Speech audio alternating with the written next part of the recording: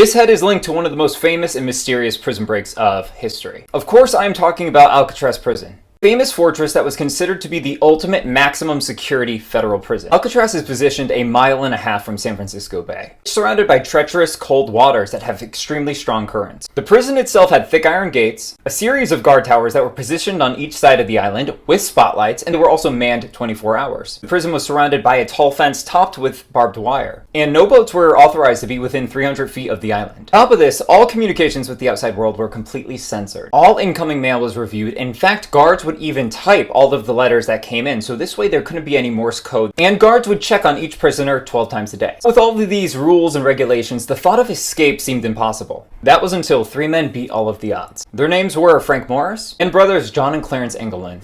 And this all happens on June 12, 1962, where a routine prison bed check sends the prison into full lockdown and panic. In each of the men's beds were plaster dummy heads that were painted with flesh tone paint, and even topped with real human hair and eyelashes.